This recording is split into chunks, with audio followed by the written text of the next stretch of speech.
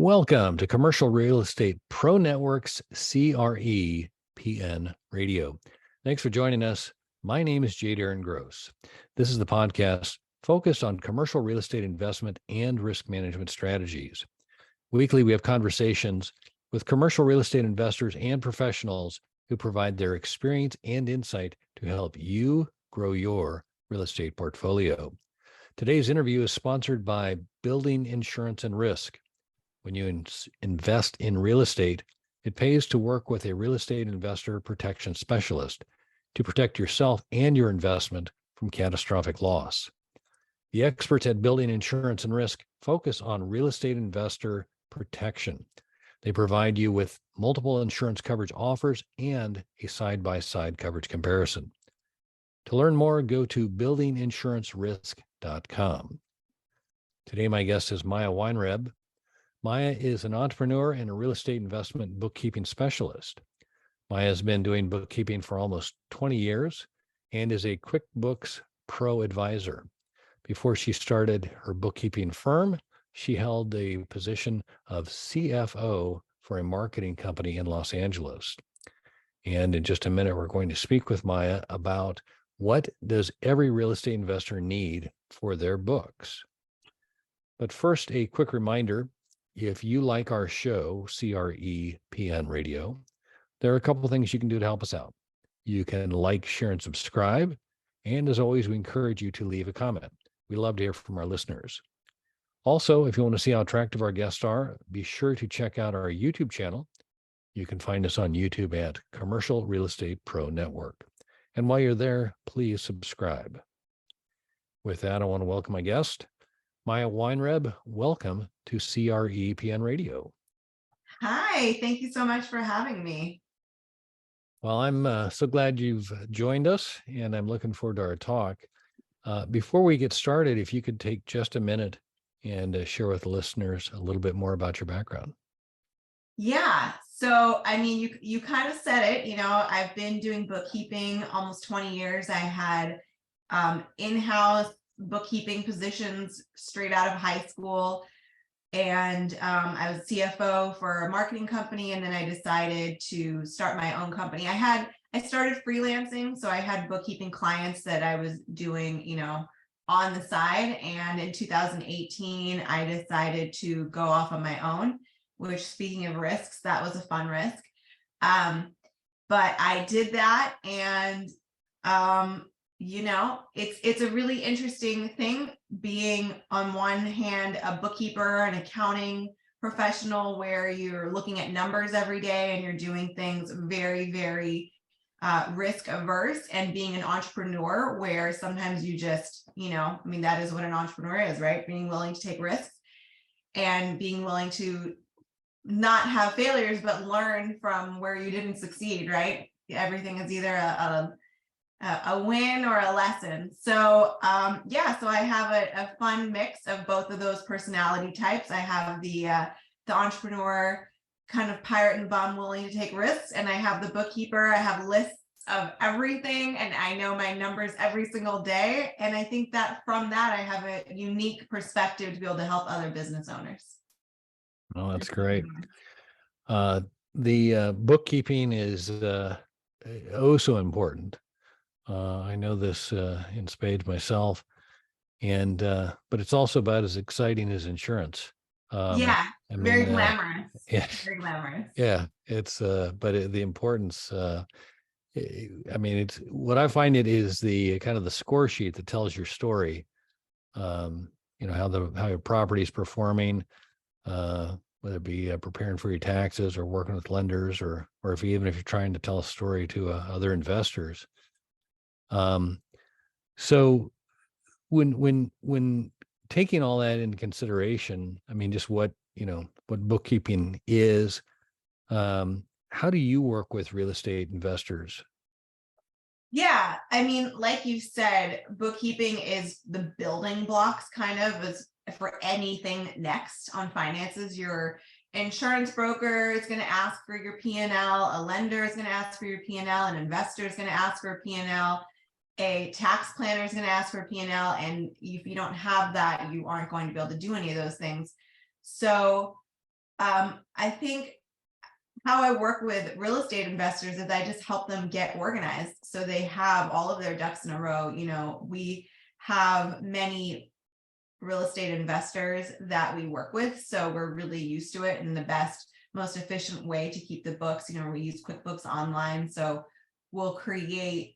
And then real estate investors are funny. They'll have one LLC that owns 2 properties, and then one LLC that has these business or these partners, and this LLC that has these business partners. So you really need to be able to track all of those things separately, and you need to be able to run a P&L by property. You need to be able to run a P&L by LLC, and you need to be able to know all these things, and you need to be able to look at it whenever you need it. Whenever you're looking at, okay, do we have enough profit to buy another property, or you're trying to get another, an investor, or maybe another mortgage, or whatever it is you're trying to do. You have to have those papers at the tips of your fingers. And a lot of bookkeeping and accounting professionals and industries aren't kind of keeping up with computer age and modern, and it might take you 2 or 3 weeks to hear back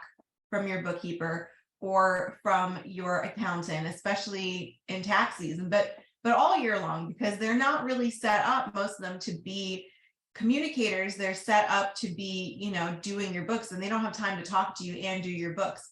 So I had to get really creative about that and figure out how to have the business owners back, how to be there for them and get the work done. And I actually had to go out, and we got big enough, I had to go out and hire a customer service person just to be able to handle the communication and to keep up with the level that I promised my clients, which is we reply to all communication in 1 business day. So if you ask us for something, we can get, depending on what it is, but we'll at least let you know when we can get it done. And if we're doing monthly bookkeeping for you or weekly bookkeeping, and you are asked for a P&L, and we obviously already did the bookkeeping, we can just send it to you in 5 minutes, as soon as we see the email. If we're doing quarterly bookkeeping and you're asking for a month that isn't finished, you might have to give us a few days to get it caught up. But in general, you're going to have your information just right at the tip of your fingers. And I think that is very important for real estate investors. Yeah, absolutely. Having the information that's readily available, as opposed to let me get back to you kind of a situation. So let me ask you this. This is one thing that I know has been a frustration of mine, and I've talked with other investors. And I think that there's some sort of I don't know if it's a disconnect or it's just a kind of a translation of sorts. How do you work with the information the property manager provides? Because I don't know that it's always the same or consistent. I think I've run into different property managers that have their own little way of keeping score, or, we all know that rent is rent. Laundry might be laundry, or utility income might be, whatever those fees are, whatever they're keeping track of. But beyond that, the expenses and who's paying what and categorizing all that stuff. It's almost like they create their own language. How do you reconcile or work through that to help your real estate investors? Well, I think probably because I've worked with so many different industries, I'm used to everybody having their own language and their own way that they do it. And I think you're right. Of our real estate investors that have property managers, we get the data all different ways. Some of the property managers will send us, they'll send the net proceeds, and they'll have paid a bunch of maintenance and, different things out of it. And so they'll just send us these, Excel spreadsheets, or even sometimes handwritten on the back of checks or whatever, where it says what the money was that came out. And in that case, we enter it in that way. We enter in, in bookkeeping, you have to work backwards. So we would enter in a deposit for the gross amount and expense all of the expenses to the correct, property and category. So where the net check matches the net check received. Then there's other property managers who do it the other way. They have an expense account that is the real estate investors account. And so they deposit the entire rent amount, and then they have, whatever, a debit card or a checkbook, and they pay things out that way. And then we have to track it like that. So it really just depends. It also depends, is this a multi-unit property where you have, 200 rent checks coming in, or is this a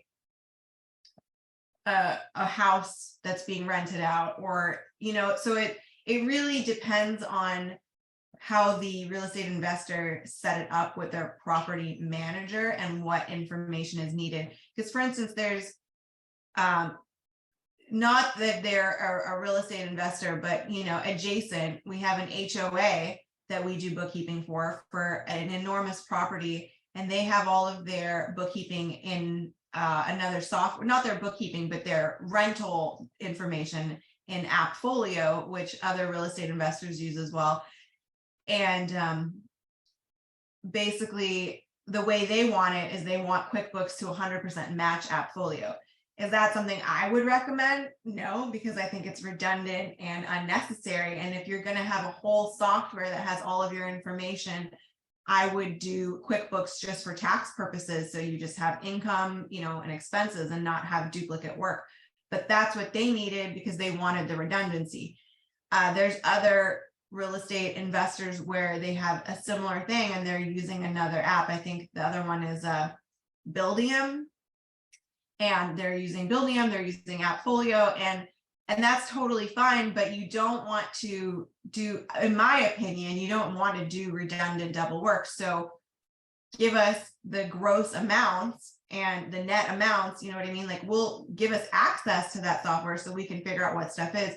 But you don't need us to enter each check individually for 200 renters each month, stuff like that. So we really work with whatever system the person is using, and then just recommend best practices to save them the most amount of money and efficiency and get them what they need.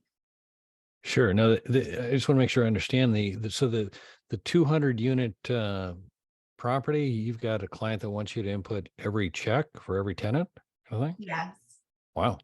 I would think I could see the benefit of having, the gross amount of rent, and then itemize the expenses below that so that you have a net deposit that matches what you received, kind of thing. Because I think, tracking all of those expenses, that I think one of the things that, and again, I've been guilty of the DIY kind of bookkeeping for a while, until I realized that there was a smarter way to do it.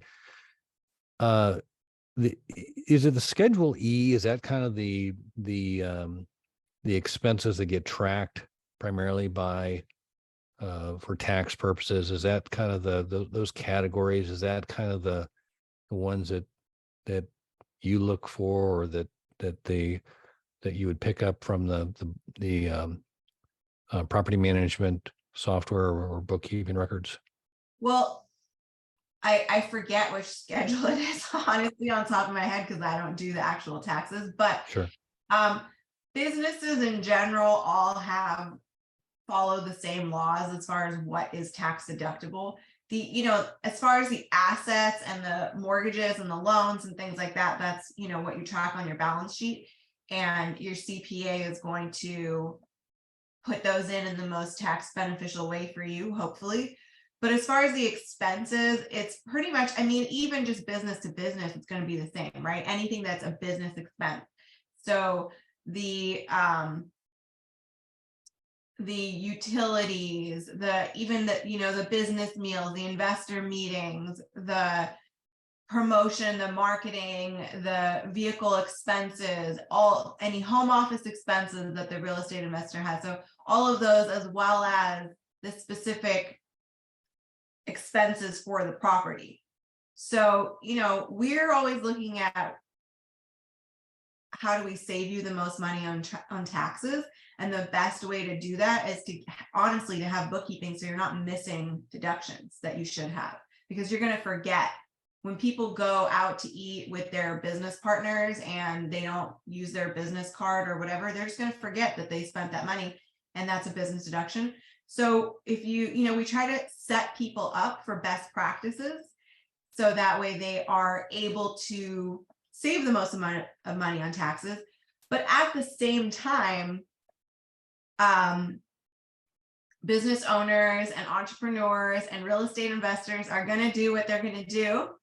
And if they don't use the best practices that we recommend, we're still going to do the bookkeeping for them. It's just going to take longer. So then they're just going to end up paying more money for bookkeeping and potentially more money for taxes, but we're still going to help them and we're still going to do, the best that we can. So like I said, with this HOA that wants us to make everything redundant, that's not what I would recommend. I think that costs them a lot of money to do all that double work, but that's what the HOA needs. And so that's what we're doing for them. Whereas there's other things where I tell my bookkeepers this, I have a team of 6 bookkeepers, that the client is not the expert in bookkeeping, we are. So just because the client says, do this or do it this way, or even when they say my CPA said, that's probably not what their CPA said. They probably misunderstood it. And just because they want us to put the owner's draw on the P&L doesn't mean that we can or we're going to. We can work out what are they trying to solve? What is the problem you're trying to solve? Oh, well, I just want to know what I really have left at the end of the year. Okay, great. Let me show you how to get that. Or let me create a report for you that has that. Or let me show you how your statement of cash flow works, right? But we're not just going to do what they think because we're the expert, and that, just like they might be the expert on real estate investing, and I'm not an expert on real estate investing, but I am an expert on real estate investing bookkeeping. And so I will tell them the best practices, but I'm also going to work with them. I'm not going to say, well, you didn't follow my advice, and so I'm not going to do it for you. I'm just going to say, well, you didn't follow my advice. This is actually going to take 10 hours longer than it would have if you did, but I'm going to do it for you just as long as you're willing to pay for that. Yeah, no, I hear you. Everybody thinks a little bit differently kind of thing. But at the end of the day, if you're trying to report to whether it be a bank or the IRS or there is a standard of information that's expected. And I think that's kind of the, at the end of the day, what your numbers have to reflect in some way, shape, or form. And they will at the end of the day, but it just, like, if you look at a P&L, it's going to show you the top line information. So how much detail you want in that. For instance, the P&L for this HOA is going to look the same whether I entered in rent check by rent check or whether I entered in a gross, rent. So it's just when you drill down, how much information do you need in there? And I personally think that when you have industry specific software that's tracking, even for construction companies where they have their ARs in another, they have their estimates and invoices and all that in another software, I don't think it makes sense to duplicate that work and do it again in QuickBooks. That's not necessary. QuickBooks can do it if you're only using QuickBooks for that, but otherwise, use QuickBooks in the most efficient way that you can to get the information that you need for your taxes, unless you're managing your company out of QuickBooks. I manage my company out of QuickBooks as far as, I have all of my clients in there and all the invoices and all that, but I'm not also using another software to do that. I have it all in one place. And for property managing, QuickBooks is not the best software again, for like construction companies. I wouldn't say that QuickBooks is the best software when there's industry specific software that does all that. But that software doesn't do everything that QuickBooks does because it doesn't have the same purpose of QuickBooks of accounting and getting stuff ready for taxes. So you really have to just, use the common sense and keep it simple. That's my motto. Keep it simple. Good rule for accounting, that's for sure. Yeah. So let me ask you this: what are the things that people miss the most? I would say that, especially when you have your property managers send you net checks, people miss getting all the information. So they'll give me just the net check amount. And this is across the boards on many industries, but specifically for real estate investing. They miss getting you all the information, and that makes your books wrong. If you don't have the gross amount, then your income looks wrong. And that might not matter for tax purposes. You know, if you're going to say, well, but the net amount is what is the net amount, and that's true. But if somebody wants to see your P&L, your numbers are going to look deflated if you don't have your revenue in there correctly and the expenses. And for instance, if you were looking for an investor and you're showing, here's my numbers, and you don't have any expenses and you just have a net income on the top line, and then, you know, a telephone bill and then your net income on the bottom, it's not enough information for an investor to make a decision. They're going to say, okay, well, how do you not have any expenses? Are you either not tracking expenses? Are you paying it out of the net? And you're not going to be able to give the whole story. So you need to put in the gross rent checks, or, you know, whatever money you're getting in, and all of the expenses having to do with the property. So you're telling the correct story to anybody looking at it. Yeah, no, that's one I've been guilty of a long time ago, but definitely all of the numbers, they all have to be part of the story. Yeah, because I have friends that are investors, and they'll tell me, you know, I looked at this person's books and it all looked good, you know, from first glance, but then I started wondering, don't you rent out a giant garage to store all of your equipment? And why isn't that on your books anywhere? And then it came to light that, well, it was because it came out of over here because the owner still owns it directly. And therefore, if I would have bought this, you know, or invested into this business, I would have had this other expense that I didn't know about by looking at the P&L. So it just can cause you problems. It could make contracts get canceled for, you know, incorrect information. I don't know, whatever you call that, bad faith, things like that. So you have to put all the information in there to set yourself up for success for so many different reasons. And it's not even, like I said, it's across the board. It's many industries, even things like when people get paid via Stripe or Square, and those third-party platforms remove their fees before they deposit the money. People just put in the net amount, but that is not correct. That's not your income. Your income is the top line minus the expenses. So we have to go work backwards and put those in. Oh, so what do you find that the things are that most people get confused? I think there's a lot of TikTok advice these days. And it's not that the TikTok advice is necessarily wrong, but that it only applies in specific situations. So you can't take a piece of advice and automatically tell your CPA or bookkeeper that it applies to you. It might, or it might not, because so many of these things depend on, are you an LLC? Are you elected to be taxed as an S Corp? Are you a C Corp? Are you a sole prop? What revenue level are you in? Do you qualify for that credit? Just because your friend did doesn't mean you do. So, and it's, you know, and I listen to this advice too. I scroll through there and I go, huh, that's a good point. And some of it is, you know, really good advice that people miss. A lot of it is really good advice, but the only thing is that it just doesn't apply for every situation.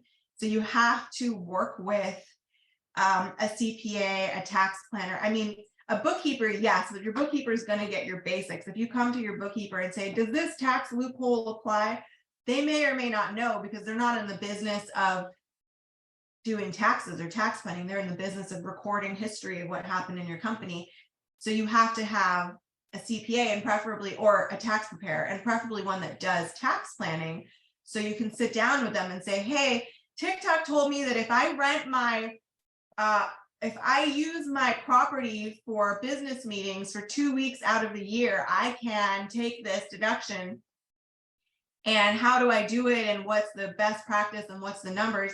And then the tax preparer will tell you, or hopefully your tax planner, right? This is not all CPAs or tax preparers do tax planning, will tell you, yeah, exactly, you should, this is how to do this, because you can't just do it with no paperwork, with no nothing. Like, you can do it. It's a legitimate tax loophole, but in order to not get audited, in order to have this correctly, here's how to implement that. Or, I heard on TikTok that I need to pay my kids' payroll. Absolutely, that is a legitimate thing, but here's rules that go with that. Your kids have to actually be doing something for your business. You can't just pay them to pay them, because you have to prove you're paying them for something. Like, I follow, Grant Cardone, the whole 10X movement. I don't know if you've heard of him. Probably. He's a big real estate guy. And he pays his kids, but he makes his kids go on stage and talk in front of thousands of people. And that's what they get paid for. They get paid speaking fees. And that, they're in some of his promo, they get modeling fees, they get speaking fees, and legitimately they get paid.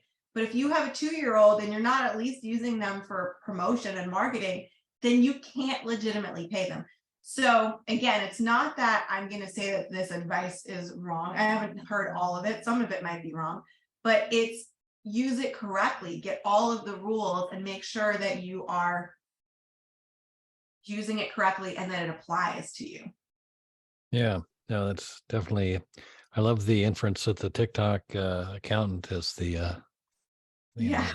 the superior, but it's funny. So let me ask you this: what do you find that people do wrong? Well, I would say real estate investors are better than most industries because they always have investors looking at their, things, and so they generally do have a set of books of some kind. But in general, I would say what people do wrong is not having bookkeeping. They try to wing it. I've talked to companies that have 700,000 revenue and no bookkeeping. And they're stressing out. They don't know. I don't even know if I have enough money to hire another person. I'm like, of course you don't. How would you know? What are you like gut feeling this?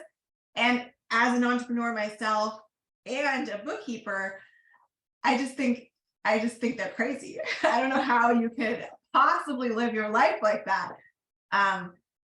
That is more risk than I would be willing to take as an entrepreneur. So I think that having your numbers gives you such a sense of stability and direction and peace of mind that trying to wing it all the time isn't, I mean, maybe some people just innately kind of know their numbers, and that's great. But I think so. I don't know if this is what real estate investors do wrong, because they generally have numbers because they had to. But not having the books correct, missing deductions, not having a professional to ask, just like real estate investors go to all these seminars and learn things about being real estate investors, they're not doing that for bookkeeping, because why? Why should they? So you've got to get a professional to help you, even if it's just someone that can answer questions for you and get it right.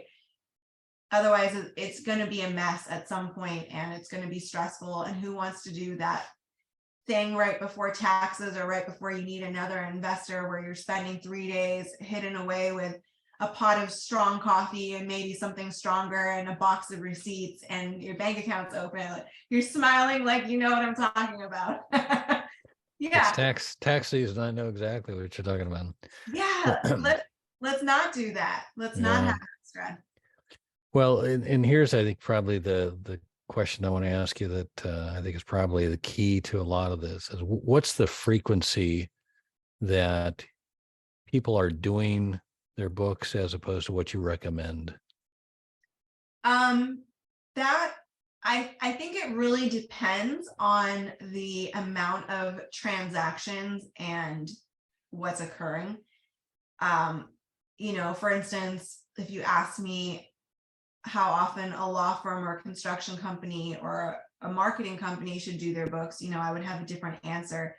a real estate investor that has a property manager. If they don't have a property manager, then like every day, but if they have a property manager that's handling the day-to-day for them, then depending on the amount of transactions and revenue, because you might be able to keep it up quarterly, if you're just kind of starting out and you have a couple of properties, it's not something that you have to look at every minute necessarily. So maybe quarterly would be good enough. If you have several properties, you would probably want to move to monthly. But again, it depends on if you're doing it yourself or if you have a team. You know what I mean? So there's just a lot of variables. I would talk with the person and see what makes the most sense for them, their revenue, their amount of transactions, and whether or not they have a property manager or they're trying to be the property manager. Well, I was going to say, just kind of a confession. The more frequent you do it, the easier it is to catch anything that's not right. Absolutely. And also fix it, or, get it corrected. Yeah.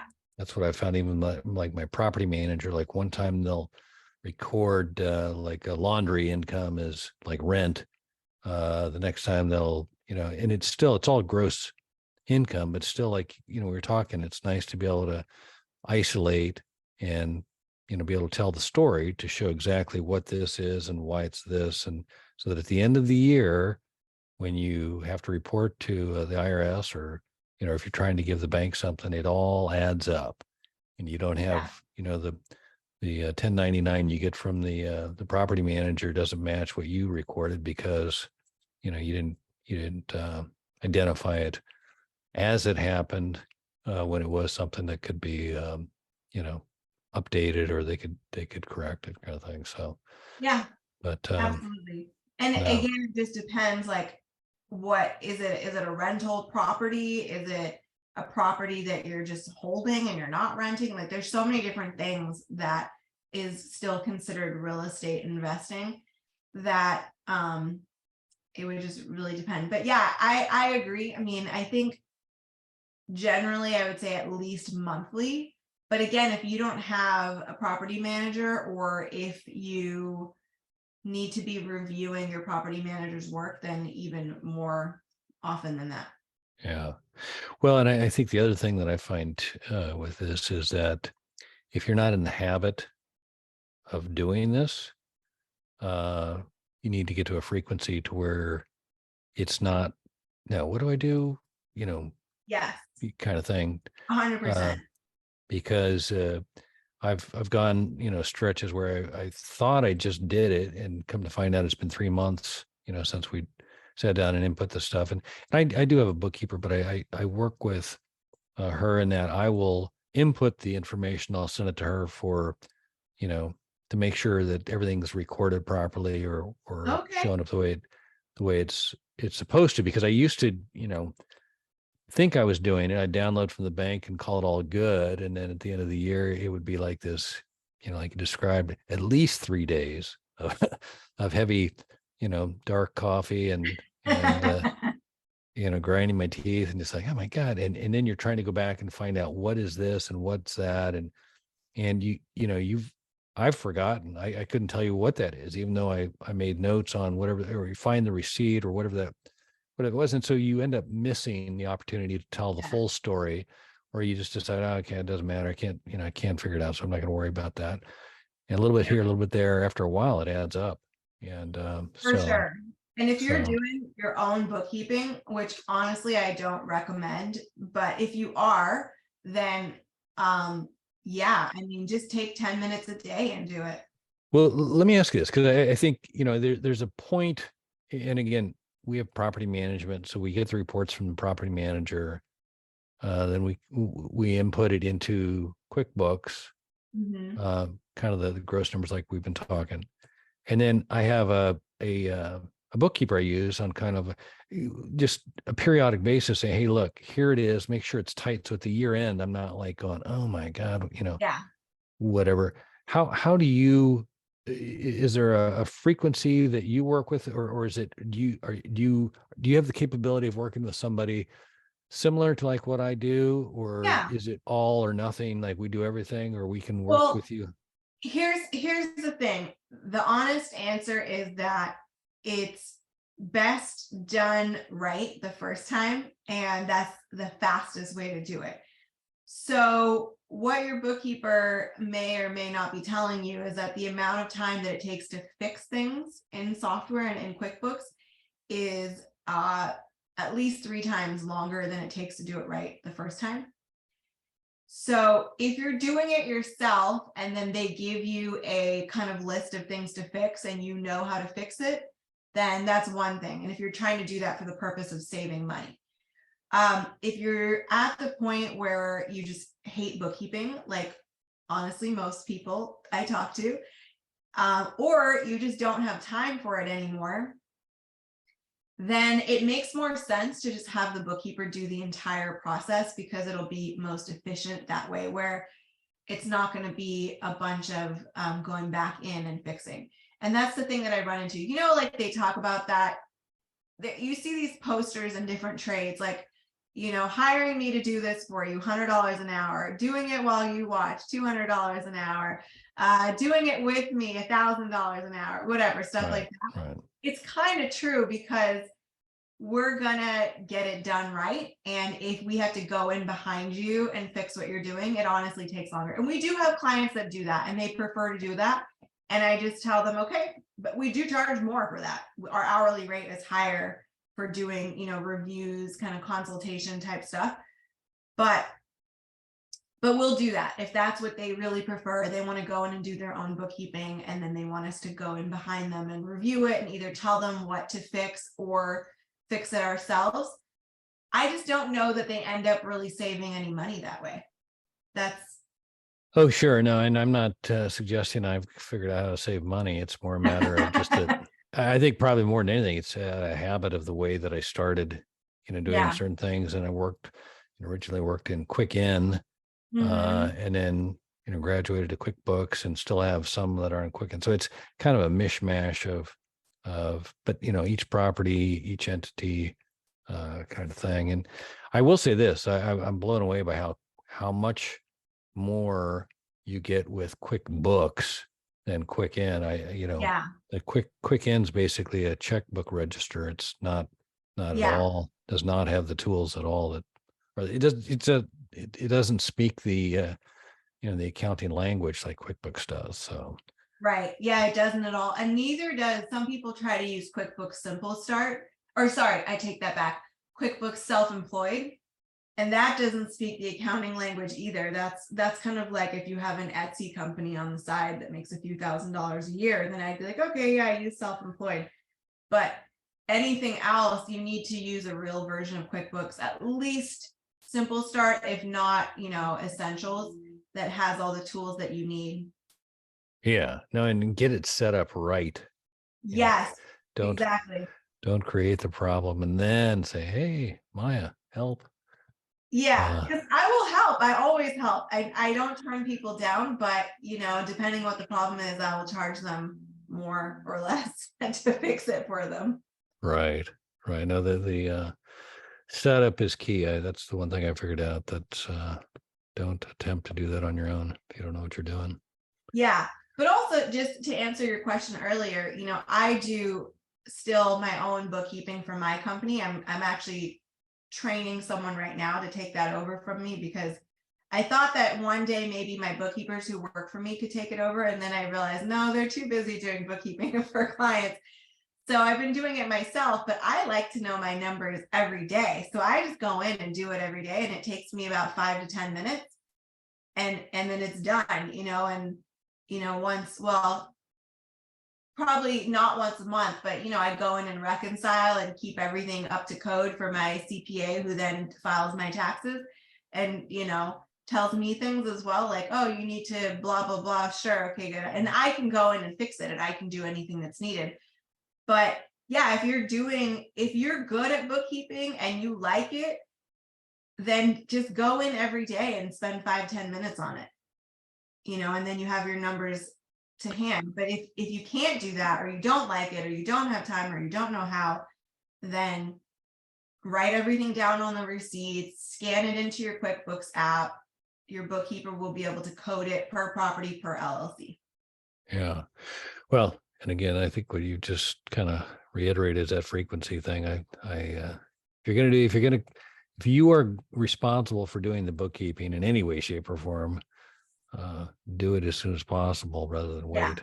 So Yeah, that's good. exactly. But if you get in the habit of doing it either every day while you're having your, morning coffee, or let's say you take your kind of, administrative tasks day and you go, Sunday, I sit down and do QuickBooks and coffee, then that's, and put it in your schedule. But otherwise, yeah, you'll forget.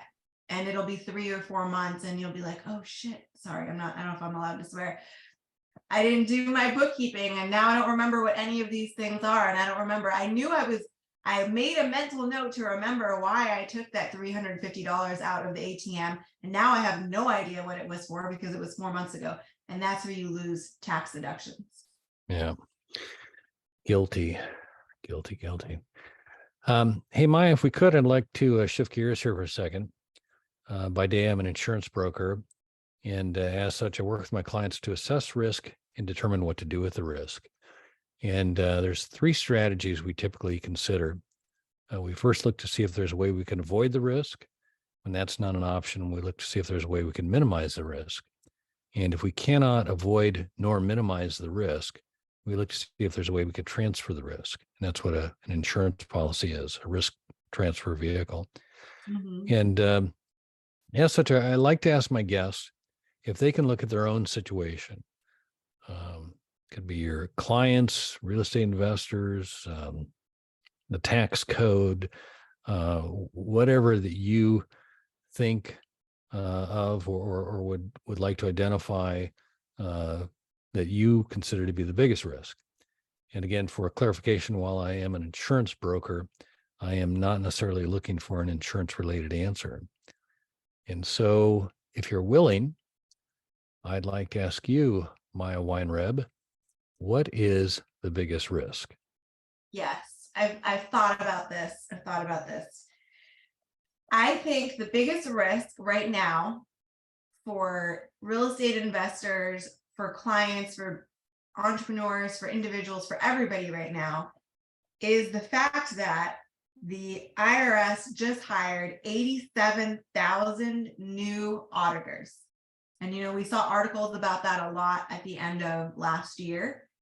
And I don't know if they're all hired and they're all implemented, but what does that mean to an individual? What does that mean to an investor? That means that they're 87,000 times more likely to get audited. At least, not saying I'm a mathematician, so maybe, that's not the exact math, you math it.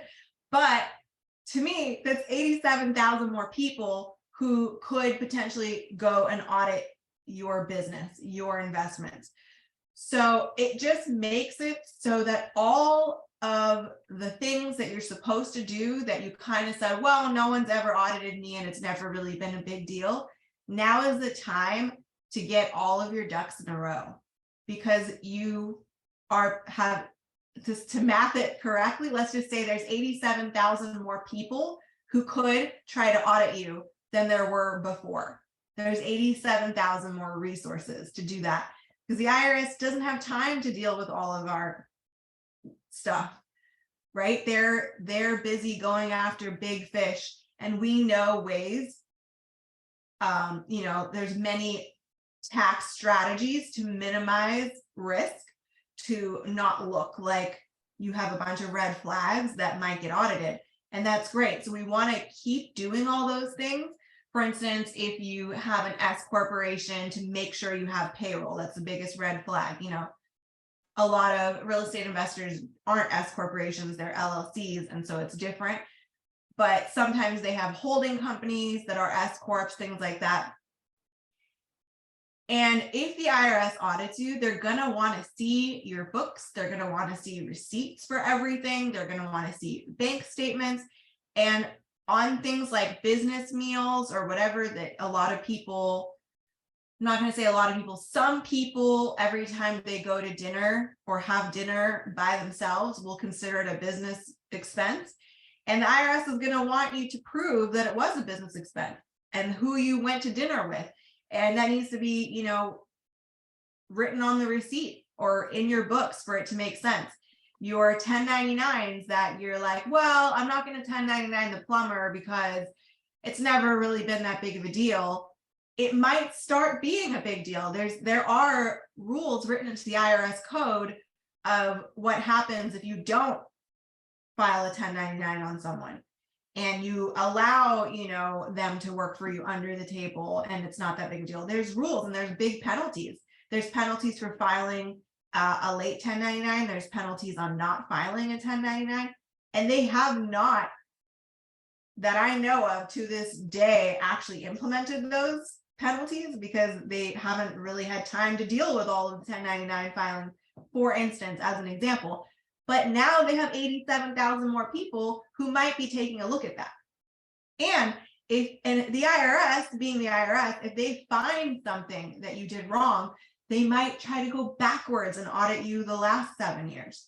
So now is really the time to make sure that we have all our ducks in a row, that we're using the same tax return to get our investments that we use to file with the IRS, that we are filing our 1099s on every single person that's a service provider, that we have detailed receipts on everything.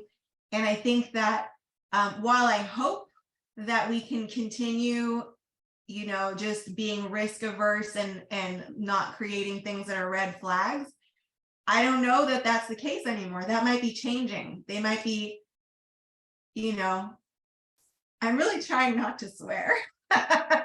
They might be getting harder on us. And so in order to avoid risk, to mitigate risk, to minimize risk, you got to have all your legal, bookkeeping, IRS ducks in a row. And I don't mean to say that there's some big monster that's terrible and scary, because they're not. And they're all, pretty much all IRS agents and auditors are nice people, and they're helpful, and they're just doing their job. And it's not to say don't go make money or go hide in a corner, make money. They can't tax you if you're not making money. Go do something, go buy that property, go do that cool thing you're doing. But just have all your ducks in a row so that nothing can ever come back and build, tear down your empire that you built. 87,000 new IRS auditors. Definitely something to be concerned with. Yeah. Hey, Maya, where can the listeners go if they'd like to learn more or connect with you? Yeah, my website is solvencynow.com. And they can email me at maya@solvencynow.com. It's MAYA, and Solvency Now is, SOLVENCYNOW. So maya@solvencynow.com, or you can check out my website, solvencynow.com. You can click on there for a free consultation. I also do webinars every week that you can go to my YouTube page, which I think you can get to through my website. You can find me on Facebook, either under Maya Weinreb or Solvency Now Bookkeeping, Instagram, LinkedIn, TikTok. I give TikTok advice. No, I'm just kidding. I just tell people to file their 1099s. Pretty much you can send a smoke signal and I will help you. I personally have a purpose of helping business owners and entrepreneurs succeed. My mission statement for my company is complete and perfect financial records for your peace of mind. So I really want to make this area less stressful for people, and I'm doing it as a, tech company and not as an old school kind of accounting, we'll get to you when we get to you style. So I'm really here to help people, and that's what I live for. So yeah, maya@solvencynow.com, solvencynow.com, or I'm not on Twitter, but pretty much any social media, either under Maya Weinreb or Solvency Now Bookkeeping, you can find me and send a message, and I will reach back out to you and schedule your consultation. Great. Maya Weinreb, thank you so much for taking the time to talk today. I've enjoyed it, learned a lot, and look forward to doing it again soon. Yeah, thank you so much for having me. I hope this was helpful to your listeners, and I do hope to do it again as well. Great. For our listeners, if you like this episode, don't forget to like, share, and subscribe. Remember, The more you know, the more you grow. That's all we've got this week. Until next time, thanks for listening to Commercial Real Estate Pro Network's CREPN Radio.